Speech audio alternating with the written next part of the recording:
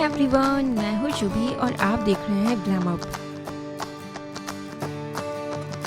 इस वीडियो में मैं बताऊंगी सुकृति कंडपाल की लाइफ से जुड़ी बहुत सारी अनजानी बातें, जैसे उन्होंने कैसे अपने करियर को डायरेक्शन दी और प्यार की ये कहानी तक उन्होंने कैसे सफर तय किया, कितने अवार्ड्स वो अब तक अपनी लाइफ में पा चुकी है और किसे वो डेट कर चुकी है, उनका बचपन में विस्की पीने का एक किस्सा और कैसे वो जंगल में जाकर मैगी खाया करती थी और साथ ही वो कैसे अपने एजुकेशन में टॉपर रह चुकी है। सुकृति की लाइफ से जुड़ी ऐसी ही काफी अनजानी बातें हैं जिनसे आप आज भी अनजान है, तो बने रहिए इस वीडियो के एंड तक। बट उससे पहले मेरी आप सभी से रिक्वेस्ट है कि प्लीज मेरे चैनल को सब्सक्राइब करके जरूर जाना। सुकृति कंडपाल का जन्म 20 नवंबर 1987 को नैनीताल उत्तराखंड में हुआ था, जहां उनके फादर उत्तराखंड बार एसोसिएशन के फॉर्मर प्रेसिडेंट और उत्तराखंड हाई कोर्ट के डेप्यूटी एडवोकेट जनरल रह चुके हैं। उनकी फैमिली में उनकी मदर मंजू कंडपाल और फादर के अलावा एक बड़ी बहन भावना कंडपाल और एक छोटा भाई मंजुल कंडपाल भी है। सुकृति ने अपनी स्कूलिंग नैनीताल के Saint Mary's convent high school से अटेंड की और बचपन से ही वो अपने फादर की तरह ही लॉ करना चाहती थी, जिसके लिए उन्होंने मुंबई के सोफिया कॉलेज फॉर वुमेन से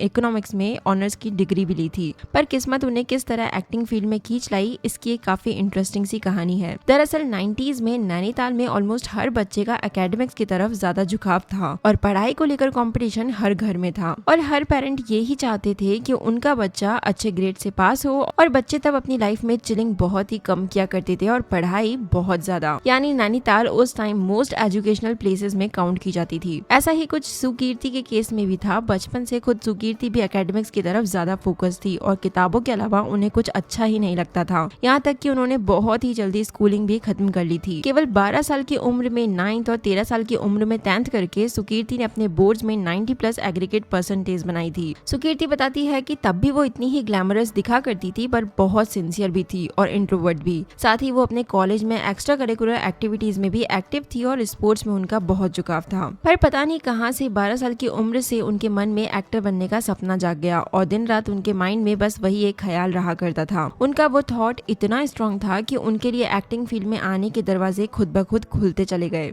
सुकृति बताती है कि नैनीताल में इतनी ठंड पड़ा करती थी कि बिना ब्रांडी या विस्की के रात निकालना बहुत मुश्किल हो जाता था, इसलिए दवाई के तौर पर वहाँ हर किसी ने विस्की और ब्रांडी जरूर टेस्ट की होती है। ऐसी ही एक रात का इंसिडेंट सुकृति ने बताया कि उनके फादर ने जब पहली बार उन्हें ठंड में पढ़ाई करने के लिए विस्की पिलाई थी, तो स्टार्टिंग में तो उन्होंने मजे मजे में पी ली कि वैसे ही पढ़ाई करने का मूड नहीं है और इसे पीने के बाद तो नींद आ जाएगी तो पढ़ना भी नहीं पड़ेगा। बट पीने के बाद उनकी उससे नींद ही उड़ गई और फिर जबरदस्ती उन्हें देर रात तक पढ़ाई करनी पड़ी और इसलिए ये उनका बैड एक्सपीरियंस बन गया। उन्हीं दिनों उनका एक फ्रेंड्स ग्रुप हुआ करता था, जिनके साथ वो जंगल में चले जाया करती थी और मैगी और लेज ले जाकर वहाँ सब बच्चे पिकनिक मनाते थे। तब से उनकी फर्स्ट बेस्ट फ्रेंड प्रेरणा रही है। बट वुड्स में अकेले फ्रेंड्स के साथ जाना इजी नहीं था, ना तब उनके पास फोन हुआ करते थे और ना फैमिली के किसी बड़े मेंबर का साथ। पर फिर भी देर शाम तक घर आने पर भी कोई डांट नहीं पड़ा करती थी। खैर, सुकृति ने स्कूलिंग डेज में कोई क्लासेस बंक नहीं की थी, बट फ्रेंड्स के फोर्स करने पर सोफिया में हायर क्लासेस में वो लगातार 4 साल तक रात 11 से 4 बजे तक पार्टी करने लगी। तब वो अपनी गर्ल्स गैंग के साथ क्लब जाती थी, बट बाद में करियर स्टार्ट होते ही उन्होंने फिर से ये सब करना छोड़ दिया। मुंबई जाने के लिए अपने फादर को कन्विंस करना उनके लिए आसान नहीं था, बट उन्होंने अच्छे ग्रेड्स लाकर अपने फादर को भी कन्विंस कर लिया। पर यहाँ आने से पहले ही उनके माइंड में एक बात क्लियर थी कि कभी किसी गलत इंसान से नहीं मिलना और कहीं गलत काम में नहीं पड़ना। मुंबई के सोफिया कॉलेज में ग्रेजुएशन करने के दौरान उनकी हैंड राइटिंग अच्छी होने की वजह से कॉलेज डेज में दूसरे बच्चों के एग्जाम्स लिखने के लिए उन्हें पेमेंट मिला करता था। तो बेसिकली उनकी फर्स्ट जॉब और अर्निंग कॉलेज डेज में ही स्टार्ट हो चुकी थी। कॉलेज खत्म होने के जस्ट बाद उन्होंने ब्रू कैपुचिनो का एड किया था, जिसके लिए उन्हें 15,000 रुपए का फर्स्ट पे चेक मिला था। ऐसी ही एक रात को वो अपने फ्रेंड्स के साथ बैठकर चिलिंग कर रही थी कि तभी एक प्रोड्यूसर ने क्रिएटिव हेड को भेजा और उनसे कहा कि वो कल ऑडिशन देने आ जाए। सुकृति को तब लगा कि ऐसे कोई शो में थोड़ी ना ले लेता है, सब फ्रॉड होगा। बट उनके फ्रेंड्स के कन्विंस करने पर वो ऑडिशन देने चली गई, जो उनका फर्स्ट ऑडिशन था दिल मिल गए शो में रिद्धिमा के रोल के लिए। बट इसमें उन्हें रिजेक्शन फेस करना पड़ा। बट बाद में कैसे ये रोल उन्हें फिर से मिल गया, उसकी भी एक इंटरेस्टिंग से कहानी है। खैर, तो दिल मिल गए शो में रिजेक्ट होने के बाद उन्हें 2007 में सब टीवी के शो जर्सी नंबर 10 से अपना अपना डेब्यू करने का मौका मिला।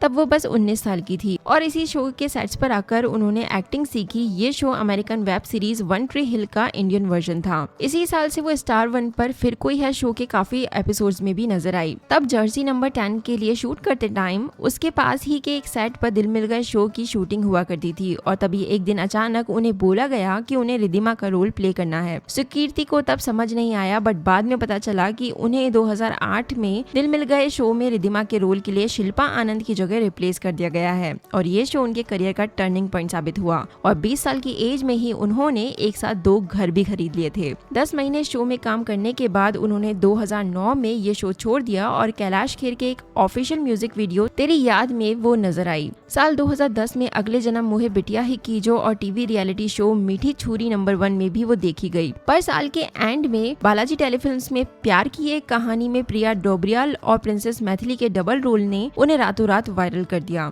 और वैम्पायर डायरीज पर बेस्ड ये Indian supernatural series first youth centric show बन गया और इस शो से उनकी और विवियन डिसेना की अलग सी फैन फॉलोइंग बन गई जो आज तक दोनों को साथ में टीवी पर फिर से देखने का वेट कर रही है। इस शो के एंड होते ही वो नचले वे विद सरोज खान में पार्टिसिपेट करती हुई देखी गई और इसके बाद उन्होंने 1 साल टीवी से ब्रेक लिया। 2012 में रब से सोना इश्क, फिर हमने ली शपथ, गुमराह, कैसा ये इश्क है जैसे शोज में नजर आने के बाद सुकीर्ति ने बिग बॉस 8 में पार्टिसिपेट किया पर 14th डे ही वो शो से बाहर हो गई। एनटीवी के शो दिल्ली वाली ठाकुर गर्ल्स और स्टोरी 9th मंथ्स की में भी वो काम कर चुकी है। साथ ही पीसी ज्वेलर्स, हुंडई वर्ना, मार्गो नीम फेस वॉश जैसे कई टीवी एड्स में भी। और अपने करियर लाइफ में उन्होंने बहुत अवार्ड्स भी हासिल किए हैं और अपने ग्लैमर के लिए वो ईस्टर्न आई टॉप 50 एशियन वुमेन और सेक्सिस्ट हिंदी टीवी एक्ट्रेसेस की लिस्ट में अपनी जगह बना चुकी है। इन सब के अलावा नैनीताल पुलिस के सुकीर्ति सर्वोदय वुमेन एम्पावरमेंट और हमदर्द इंडिया के मैं डरपोक हूँ जैसे कैंपेन से भी वो जुड़ी रह चुकी है और एनिमल वेलफेयर के लिए वो मेगा अचीवर अवार्ड्स भी पा चुकी है। लास्टली सुकीर्ति अपनी पर्सनल लाइफ में किसी को ज्यादा इंटरफेयर नहीं करने देती और ना पब्लिकली खुद कुछ ज्यादा शेयर करती है, पर वो खुद जब रिलेशनशिप में थी तब पब्लिकली सबको बता चुकी थी कि वो अपने करियर के अर्ली डेज में मनवेंद्र सिंह शेखावत को डेट कर रही थी, बट बाद में दोनों का ब्रेकअप हो गया। तो ये थी सुकीर्ति कंडपाल की लाइफ से जुड़ी जानी अनजानी लाइफ जर्नी। आप कितने एक्साइटेड है प्यार की ये कहानी शो के सीजन 2 के लिए? कमेंट जरूर करें और अपनी नेक्स्ट सेलिब्रिटी रिक्वेस्ट लिखना बिल्कुल ना भूलें। मैं फिर आऊंगी एक नए वीडियो के साथ। Till then stay connected, be happy.